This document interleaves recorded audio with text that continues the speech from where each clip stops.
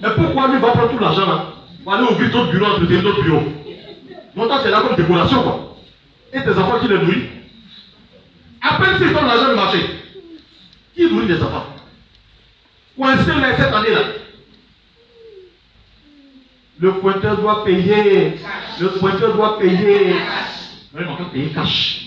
La pluie enfants des gens qui sont en train de faire études, ça ne finit pas. C'est pas si c'est ton doctorat, tu cherches. Pendant ce temps, tu fais études, tu dis n'est pas bon, tu es là, tu ponds les enfants seulement. Coincez-les cette année. Coincez-les. Abat les garçons, abat. Abat les garçons, abat. Ça, c'est Gédéon de la Tito, ça.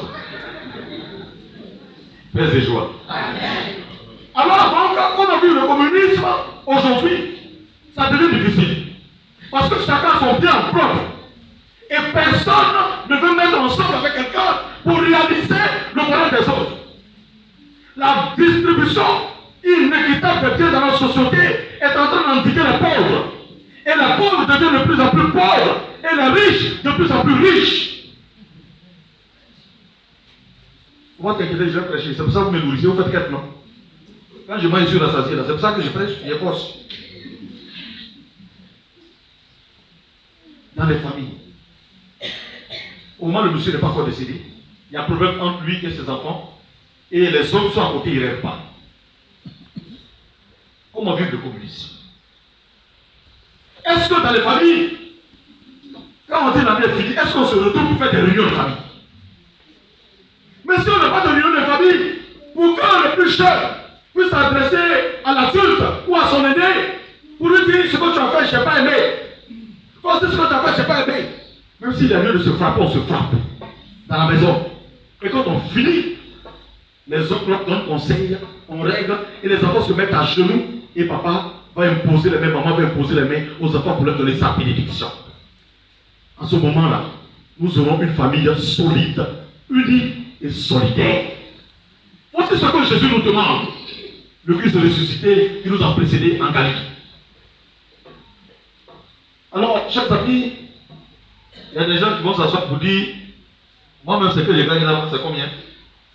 Et puis je vais prendre aussi pour donner à quelqu'un. Nous sommes tous riches de quelque chose. Chacun a une richesse.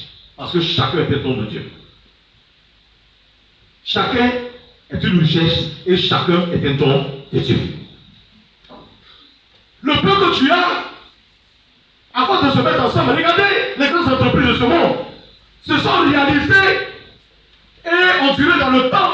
Et ces entreprises sont tellement puissantes parce que les gens ont accepté de se mettre ensemble.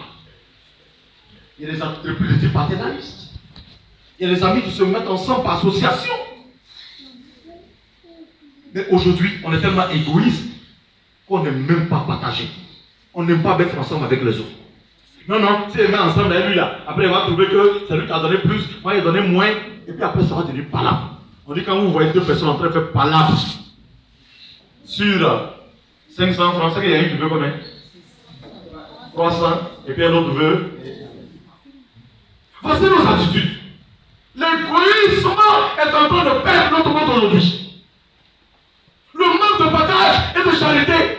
Oh, le Christ ressuscité, son autre nom est la charité. Parce que la charité, c'est l'amour dont Dieu lui-même sait. Et Dieu se communique entièrement et gratuitement à l'humanité. C'est pour cela qu'il a payé le prix sur la croix, nous dit la deuxième lecture.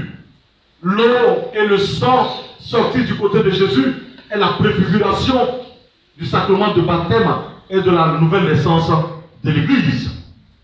Nous qui recevons le baptême, nous sommes appelés à mourir à nous-mêmes, à renoncer à nous-mêmes, à vivre l'abnégation de soi pour que le Christ soit tout dans notre vie et étant christifié, que nous soyons ressuscités pour communiquer l'amour de Dieu à nos frères les hommes. Mais comment nous vivons aujourd'hui? Quand on fait le baptême, le prêtre pose des questions. Renoncez-vous à Satan. J'y renonce. Les baptisés, levez la main. Il y a d'autres qui vont renier le baptême tout de suite. Renoncez-vous à Satan. J'ai pas entendu. Renoncez-vous à Satan. Renoncez-vous à toutes ses œuvres. Renoncez-vous à toutes ces séductions. Renoncez-vous à tout ce qui conduit au mal. Bon, le volume commence à diminuer. Parce que vous êtes mauvais. Tellement que vous êtes mauvais là. Il y a d'autres même, à cause de méchanceté, les fronts, les sorties, vu que les sorties, on est pour Yacouba. Et tellement que vous êtes méchant, mauvais, il y a d'autres même là, quand tu vois les lèvres, c'est de noir, visage à plus loin, on est des fumeurs. Parce que bouche n'a pas le mal. On n'est pas courtois. On n'est pas rempli d'amour et de charité. Justement, c'est pour cela que le monde aujourd'hui est divisé. S'il n'y a pas d'amour, que prêchons-nous à nos générations futures? Donc nous prêchons la division, les malentendus. C'est ce que nous prêchons aux enfants. Une famille divisée profite à qui? À Dieu ou au diable. Vous avez crié devant tout le monde. Je renonce à Satan. Je renonce à toutes ses œuvres. Mais pourtant, dans le village, vous êtes le plus mauvais. Et